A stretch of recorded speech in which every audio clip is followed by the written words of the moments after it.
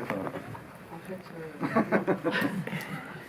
fait, il y a la Talente qui est déjà qui arrive, qui attend pour rentrer dans le port. Donc voilà, on va avoir un tout petit temps de parole, vraiment tout petit. Merci. Est-ce que vous aviez une question, peut-être, avant que... Une réaction? C'est difficile de réagir après. C'est quelle année exactement? Je crois que c'est 26.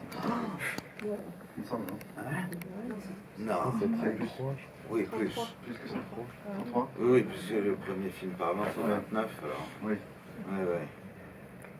33, ouais. Il a été interdit jusqu'à quand, ce film? Vous parlez de 46. censure tout à l'heure? 46. Ouais. Juste après la guerre, il a été. Et par exemple, le Front populaire ne s'intéressait pas à ces choses-là en termes de culture et de censure?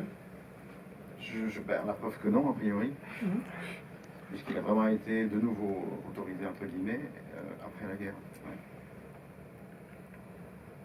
Juste très rapidement, peut-être sur Vigo, juste, enfin vous connaissez sûrement la figure de Vigo, donc enfant d'un anarchiste suicidé en prison.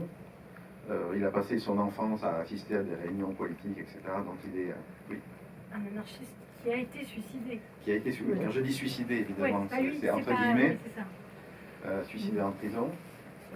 Il a passé son enfance dans des réunions politiques, donc particulièrement sensible à la question de la liberté, de la censure, etc. dès son plus jeune âge.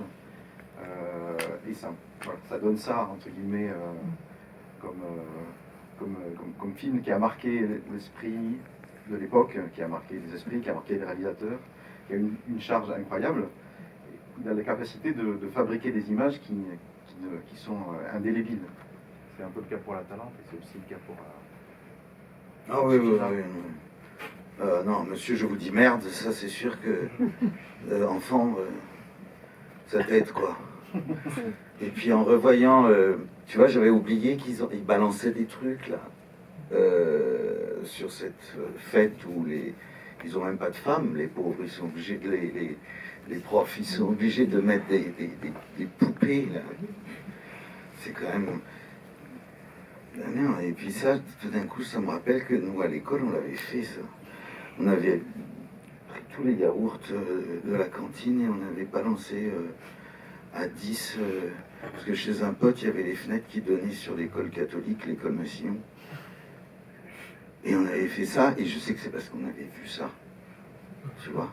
Donc, c'est indélébile, ouais. Mais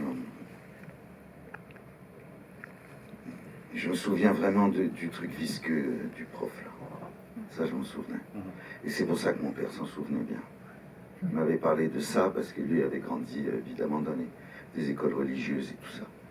Donc, pour la génération de mes parents qui sont nés, justement, dans les années 30, ça a été très important. Plus important que pour nous, je crois, parce qu'on ne se rend pas compte de ce qu'ils vivaient. C'est pour ça que je pense que des gosses comme Truffaut, et lui, ça vient de Charlot en plus, pour Vigo. Et je pense au film If, tu vois, évidemment, qui est presque une copie conforme, film de Lindsay Anderson, du Free Cinéma de Londres. Mais enfin voilà. Ouais. Merci beaucoup. On a peu de temps malheureusement. Merci beaucoup d'être venu. N'hésitez pas à parler de la rentrée des films de Vigo cette semaine. Merci encore à Mathieu d'être venu. Et puis à bientôt. N'oubliez pas aussi les films de Mathieu. Voilà. Et des Larieux. Et des Larieux. À bientôt. Merci beaucoup. Merci.